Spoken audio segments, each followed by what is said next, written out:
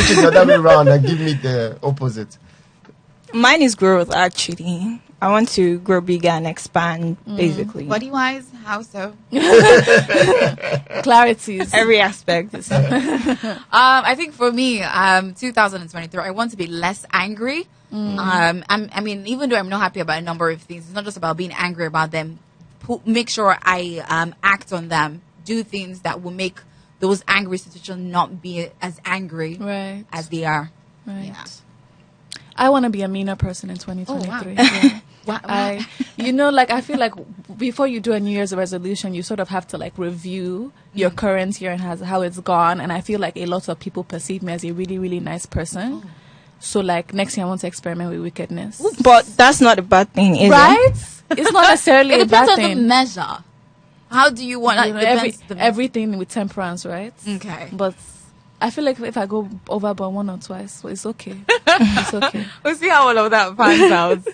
But yeah, so into like the business mood. I mean, you can also share with us what your New Year resolution is going into 2023. If you want to remember to be a part of the conversation, you can call on 081-824-26591 or 081-8008-9933. Okay, so like I just said, the best way to decide your resolution is to review how your year went, right? Yeah. So Izu, talk to us about what metrics businesses can use to assess their performance and as their year draws to a close. Okay, I think the first basic stuff would be finance. How well did you do this year? Did you break even?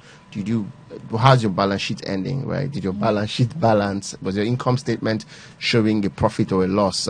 So finance is a very good variable. Did you make more money than your target was? Another one would be experience. What's the quality of experience your stakeholders got this year in your company? And so every time I come in here and I talk, I'm just assuming I'm talking to C-suites, managers and people who make decisions. So even though you had a great year financially, right, were people happier, or you created a very toxic environment even though you made a lot of money, right? So people just basically weren't happy, or sometimes not even your employees, it's even your customers, right? Shout out to all the banks that made so much money this year, but a lot of our transactions didn't go through. That's a very good example of good business making money but not having happy clients. So I think experience is important. Then thirdly is structure, right? Did you take a vacation this year?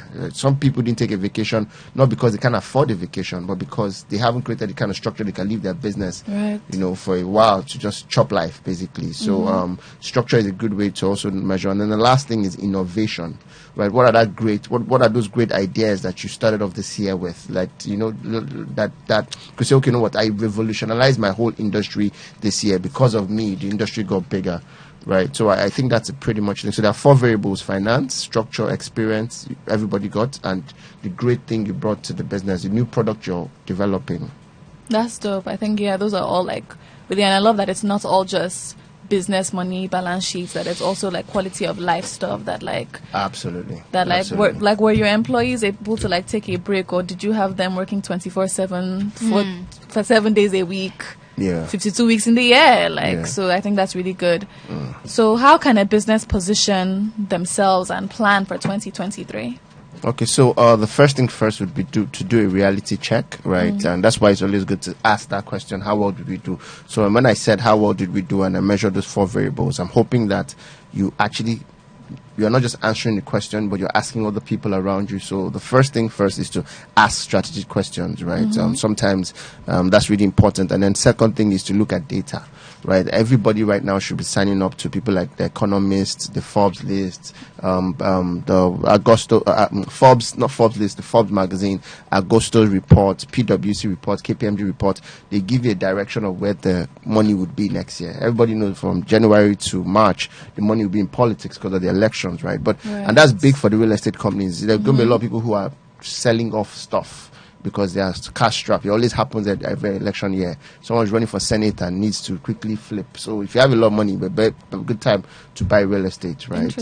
After that, right, people are going to have a lot of money. The winners and the losers of the elections. So every time Nigerian election is a money game, right? So a lot of people are going to have money from elections, right? So expect a lot of that, right? Another thing that's going to be big next year, if you ask me, just off the top of my head, is going to be fintech. Fintech is going to be bigger, especially with whole cashless policies that's going on and new money change and all that. Yeah. Right. Some businesses will struggle. Right. Some businesses struggle next year, and especially businesses that haven't moved with the tide. Right. I was just practically saying that, if 100K is now the maximum. So if I want to spray 2 million in a party, right? The clubs are going to struggle easily, saying that if you are in the entertainment business, if you are doing clubbing, you need to innovate. Yeah. You need to start spraying the girls with Cash App. Yeah, there's a lot. Just know where the money is going to. Service business is going to be bigger next year. Just generally, anybody that's in service business, retail is not going to slow down, right? It's not going to slow down. So if you're a retail store, this is the perfect time to rebrand. After the December, January, anybody who's in nightlife business right now will be having a blast. 30 December, everywhere is filled up. You can't even get a space in Echo Hotel or anything right now, right? And Marriott and all them, they're all fully booked, right? But there's also other trajectory businesses that are like spin-off of all of that. So people should pay attention to those type of businesses. I'll share a lot more as the time goes with the show. Great. All right. So remember, you can be a part of the conversation. The numbers to call are 081-824-26591 or 081-800-89933 to be a part of the business show. If you want to ask a question or maybe contribute to what has been discussed today, also remember you can also share with us what your New Year's resolution is going to be looking like for 2023. We already have a caller. Hello, good morning. Hello, good morning. My name is David. Your name is? Good morning. My name is David. I'm calling from Lekki. Welcome to the business show. How are you doing today? I'm doing great. So, thank you for this show. And so my question has always been, so when I go out, I've been out with most of you presenters, and I go for most of the shows. I always have access to all those backdoor, backstage, So my question is, after all this money I made this year, minus the one that the people that did not plan with me and just wake up one morning and plan 10 people that they will beg 4,000 and 3,600 or 4,200, I've removed. How do I get involved in a business like entertainment? Because when you see some of these people who do photography, like have all those cameras that fly about, or decors, or planning the events, some are just doing maybe small shops for the event, or some are bringing flowers to just assist another decor like that.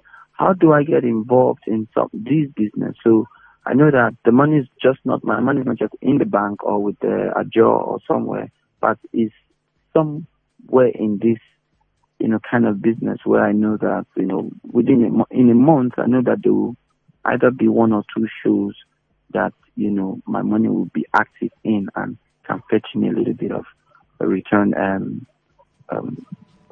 returns. All right, so let me see if I got that question correctly. You're asking how you can be involved in the entertainment business in terms of like making money in a season like this? Not just this season, but generally, moving forward. Okay. All right. Thank you very much, David. Oh, I should have said that entertainment is going to be bigger next year. Nigeria was a Nigerian year this year. The Qatar World Cup, they were playing Nigerian songs back to back. And this is like an Islamic country and all that. So it's going to be big. And I agree with him. But when people think of entertainment, they just think of the direct entertainment, the shows, and they don't think about the supply chain or the value chain of it. So I think he's right. But how can he get in? It's very capital intensive. To do a show, for example, in a big show, right, it's quite capital intensive. But here's the thing, don't let your people also fool you. To every big show you hear of, there are like 10 others that flopped, right? When you get to the Echo Hotel type of shows that you find real big. So what I think you could do is plug into a part. I know someone who's bought Ashake tickets and is going to resell them, and I find that really creative because I feel like it did that Ashake day, right? People would be like black market, buying petrol in black market, and just those very small that doesn't require so much, matter of fact, if you can afford it right now, you might start looking at maybe how to sell, because think about it, this Christmas I've been trying to follow all the major IG handles, right, that help promote shows. And I just realized that there isn't a lot of them. So that can just be a huge opportunity. There's lots in Lagos, there's Lagos Weekenders and all that. So you can just start off from a bit of that. I'm also hoping that somebody can begin to crowdfund talent, right? So practically, let me tell you what I think will be the future of Nigerian entertainment. There's always going to be, Nigeria is always going to have a lot of talent, and right now we've been creating new industries. Like this year had people like Sabinus and basically all these guys blow up, right? And I think that if you're sitting down right now, you might just be able to get 3-4 of your friends, find one talent, and do it like the same way record company does, but not for music, for even for entertainment, for talent. Yes. So basically, I would suggest that can be a thing next year, where 5-6 people can come. Same way 5-6 people come to crowdfund a house or a land, you can crowdfund and say, no, this guy is going to blow. Imagine you put your money on Ashake last year. Just imagine that happened last year. Right. So I'm expecting that people will do a lot more of that. And insurance is also going to be big with events. I always wonder if anyone's insuring all these events, right? I remember there was a time Lady Gaga had a concert that was cancelled and nobody lost money because insurance covered everything up. Like, we're just lucky in this country that all of the shows have been very successful. But what about the risk of those shows, right? Some of those event centers were not even organized, were not designed originally for those type of things, right? So I think people should start to look at all the value chains of those business. It might just be a good thing to look at as well. All right, so David, if you have your answer, but if you have more questions and contributions, you can also call on 081-824-26591 or 081-800-89933. Okay, so let's get into like retreats. And as a Gen Z, I know that there's a lot of stereotypes out there about us. You people are danger of a single story situation with us. You know, like we're all like, oh, we just show up to work and we go home. We don't want to be involved. I'm patched. I can't do this anymore. It's hard. Mental health, people. Yes, mental health is so important, guys. So there's a lot of like, oh, the work wants to do a retreat. They want to do team building exercise, and it's like, oh my God. But like, so for me and my people, tell us, why is team building and retreats and all what's not so important, especially at this time of the year? So first of all, the human mind, right? The humans as Homo sapiens, the most sophisticated part of the mammals and the primates. One of the things that we need to understand is we grow better in groups, right? Humans and maybe chimpanzees are like the few animals that work in gangs and in groups. Like we have the highest neocortex, right? So that makes us very social, right? We're very social. As a human being, right, this whole idea of being a lone ranger, can grow on my own, it's just harder, right? There's a reason why people go to churches and all that. So I think first of all, that whole thing of I want to be a lone ranger, I don't need to grow with other people in a team or team bonding. I think we should first of all undo that thought in our head. We grow better. It's like me trying to clap like this and clapping like this. I'm just louder. So the first thing is to say, look, this year I have to stop being sometimes when you say you want to be on your own, you're just being antisocial. And then the second thing is find people who are like-minded, right? And that would come from a central ideology, maybe business people all in a group, right? Right now, I wouldn't even mind say, okay, set up a WhatsApp group with your friends who think like you. I say, let's create a WhatsApp group just to plan our first quarter of this year, right? Then have a theme for next year. Right, I don't believe in New Year resolutions personally. I don't do New Year resolutions, and I haven't done New Year resolutions in 10 years. What I do is I do themes, right? So every year I would say, what is my theme for this year? I would sum up what I want my year to be like in one word, right? In one word, and I've been very consistent. I remember there was a year that my stuff was called strategic partnership, and that year I had biggest amount of strategic partnership. I wrote in like all the big magazines.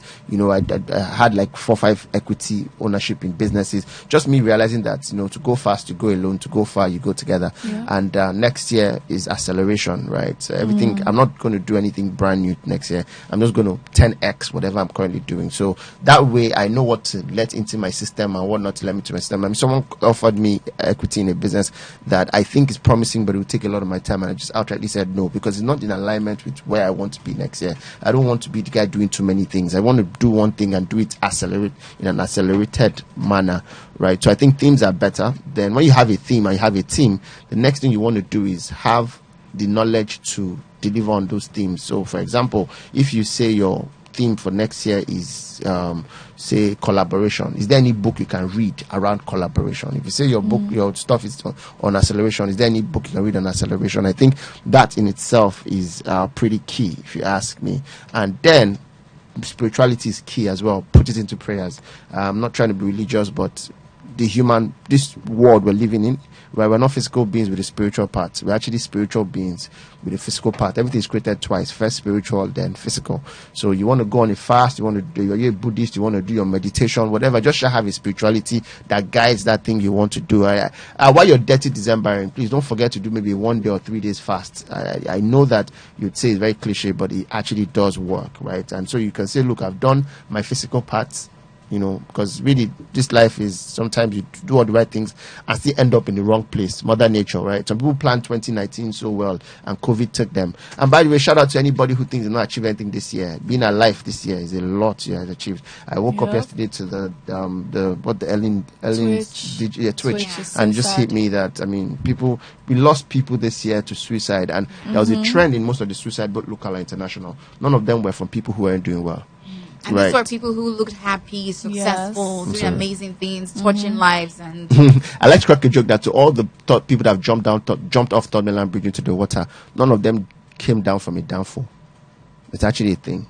Like everybody that jumped off drove nice cars, parked their cars and jumped off, right? So it shows you that, look at this, mental health is around this setting. Everybody has mental health issues, but it's more, what's the word? Prevalent. It's more prevalent around certain social class, because as you go higher, you have lesser friends, right? And the competition becomes fierce. And please, social media shouldn't make you feel like you're not achieving a lot.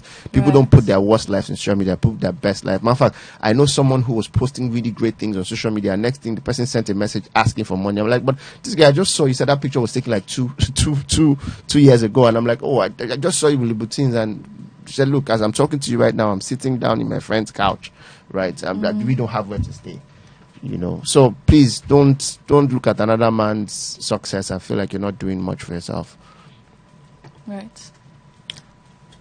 all right, remember 081-824-26591 or 081-800-89933. If you have any question or contribution to what we're discussing today, those are the numbers to call. You can also send a WhatsApp message to 081-800-89933.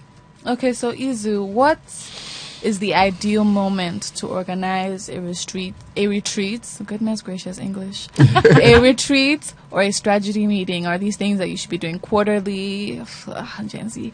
Or can we just do it once a year and call it a wrap, honestly? Yeah, actually, there's a template. The organizations are broken into 3 levels, right? Operational level, management level, and corporate board level. As you go higher, the retreats get lesser, because as you go higher, time becomes more important. So if you're not going to call your board every month to have a retreat, your board is probably, whoever is sitting on your board is probably sitting on 10 other boards. Like Design Bank board now probably have like people like them. I'm just saying, people like Jimovia and maybe Emefiele and them. You're not going to tell them to come and meet you every month for a meeting. But so for management, I would suggest that you have maybe like a once in a quarter retreat.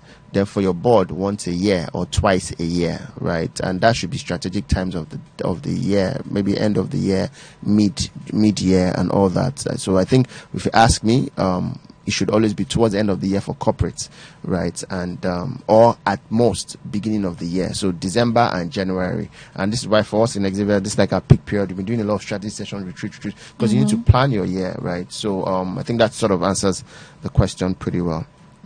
All right, but before we go into more questions, we'll go on a short break right about now. But remember, it's the business show with Izu, as well as Essay, as well as Alima today on the show. And you can be a part of the conversation. Whatever question, contribution that you have, you can share by calling 081-824-26591 or 081-800-89933.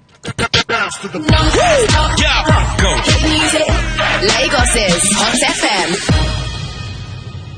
Ghana welcomes you and the rest of the world to Afro Nation 2022. The fun begins on the 29th to the 30th of December at Accra Marine Drive, Black Star Square. Live on stage, Meat Mill, Skepta, P-Square, Rema, Stoneboy, Ashake, and many more. To purchase your general admission day tickets, dial star 920 star 60 star 00 hash or call 233-5930-42868. Physical tickets are also available in Accra outlets, including Telefonica shops and airport shelves.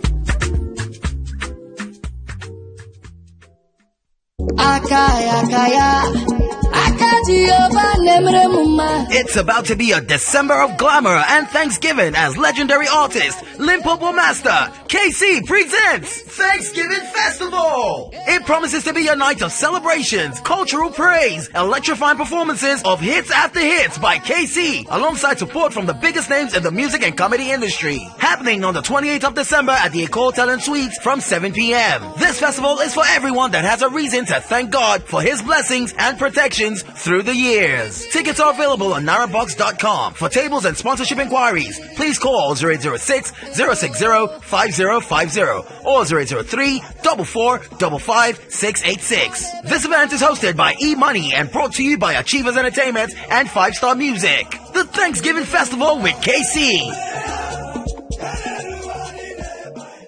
Hexavia is a business and management consultant firm with over 128 businesses restructured, 200 and more businesses started, 2 MBAs, a decade of experience. We can take your business to a whole new level. The Business Show with Hexavia. It's the Business Clinic on radio. Come, learn and solve problems around strategy and structure. Growing your business. Join Izu, Daisy, and Essay every Thursday, 9 a.m. to 10 a.m. on Hot 93.3. Welcome back to the Business Clinic brought to you by Hexavia with Izu of Hexavia, Halima of Hexavia, and Essay of Please Stop Inviting Me for your events. My dirty December is over. Thank you very much. All right, welcome back to the Business Show. Remember, if you want to be a part of the conversation, 081-824-26591 or 081-800-89933. So whatever question that you have for Izu, you can call in to ask that, because one of the questions, of course, as I said that with is New Year's resolution, and Izu has already let us know that he believes in theme for the next year. So whatever your belief is, remember, you can also share with us, as well as ask whatever questions that you have, because Izu is here to answer all of your business questions. Okay, so Halima, what are you thinking about what we've been discussing so far? It's been exciting. It's been interesting, basically. Retreat is basically moving back from it all, trying to relax, trying to have a personal time. You've done a lot of work. Even personally, when I was back in school, when I had like a lot of studying to do and everything, I get choked up sometimes. Mm-hmm. So I just take my time to just move back away from it all, relax, have fun, dance sometimes, and just get back on track then. And it helps. It helps very much. So I get back on track, go back studying, and I read. Yeah, I read, and whatever I'm doing, it actually I can analyze and get it better. Mm-hmm. Yeah. So it's quite powerful. You said you gave another definition of retreat, because retreat doesn't always mean you have to go into solitude. Mm-hmm. It just means stepping away from what you're used to. I like to say the arrow, right? The arrow can only be shot forward by pulling it backwards. Right. As a matter of fact, the more backward you pull it, the farther it goes. Mm-hmm. So I think it's just you taking a pause, because you can't solve a problem with the same mentality you had when the problem was created. You actually can't solve something that you're a part of. So sometimes you step out of that problem. Sometimes the problem is your own firm. Right. So I agree. So it could even be like Dirty December is a retreat if you want to understand that. But just ensure that